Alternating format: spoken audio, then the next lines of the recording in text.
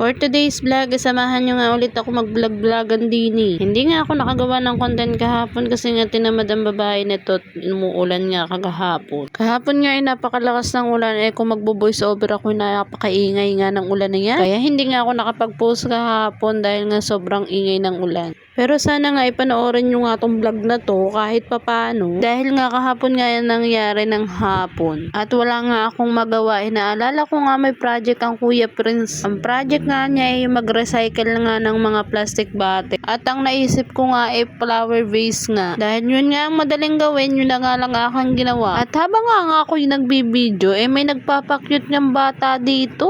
Nakakatuwa nga lang tuwing ako yung magbibideo, humaharang siya sa camera at nagpapakyut nga. Natagalan nga ako pagpubutas ng puwet na tong plastic bottle na to dahil nga sobrang tigas at ang pambutas ko lang yung kutsilyo at saka yung pako. Ang ginagawa ko nga para nga siya mabutas, dinadarang ko nga sa kandila para nga mabilis mabutas kaso natagalan din kasi nga ang kapal. Nahirapan din ako pagbubutas niyan sa ilalim. Tapos may bata ngang malikot, patayo-tayo nga ako kaya nga natagalan ako dito. After ko nga gawin to, pininturahan ko na nga, hindi ko nga alam kung pwede nga ba tong pinturang to dito at kung didikit ba. Dahil nga ang pagkakaalam ko nga dito sa pinturang to sa kahoy nga lang to nilalagay. Trinay ko nga lang din sa plastic at no choice nga at wala akong ipanlalagay na pintura. After ko nga gawin yun, i-blinover ko nga muna, trinay ko kung didikit yung pintura at dumikit nga is okay naman. Dahil nga gabi na sa mga oras na yan, i-blinover ko na nga para mabilis nga matuyo yung pintura. Hindi ko na nga napasama sa video kasi nga lobat na nga yung cellphone ko. And after ko nga mag-blower, dumating nga yung parcel ko at ilalagay nga to sa likod ng washing. Dahil nasira nga yung water inlet na tong washing at nasunog nga nung isang araw habang ako'y naglalaba, nag-order nga ako sa Shopee at ako na nga ang magkakabit. Dahil nga pakalamera tayong nanay,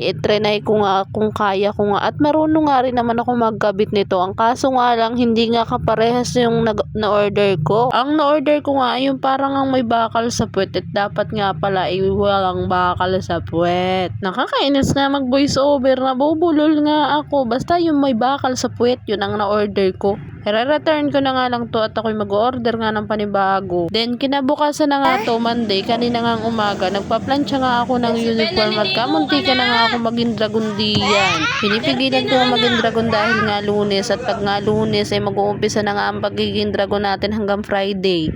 Nakakatuwa nga tong batang to dahil nga tuwing magbibideo nga sumisingat dito sa harap ng camera. After ko nga magplancha, tinulungan ko na nga si Kuya Prince magbihis dahil nga late na yan sa mga oras na yan. Sabi ko nga sa kanya, may flag ceremony pa sila tuwing Monday. Anong oras na yan sa mga oras na yan? 15 na ata. Parang time na 6:50 na ata, 6:30 dapat yun sa school na. Kaya nagmamadali na kaming mag-inadini. Hindi ko na nga pinapansin si King. Buti nga yung batang yan, wala nga sumpong at kung may sumpong yan, ako hindi ko maaasikaso ang Kuya Prince. Nakakatuwa nga lang tong batang to. Pag ganito nga wala siyang nararamdaman talaga, yung walang sipon, walang ubo yan, ganyan lang siya patingin-tingin, ino-observe lang niya yung mga nakikita niya. Para pakaramdam ko kay King ay gagayahin niya paglaki. Nako, opo, napakatalino ng batang yan, Diyos ko po. At lahat na nga lang na ang nakikita niya ginagaya nga. After ko nga magbihis kay Kuya Prince, bumaba na nga kami, nagmamadali nga kami dahil nga magsa-7 na nga to sa mga oras na to. Si Josawa nga may pasok din ng 7 AM, may hindi nga pwedeng malate.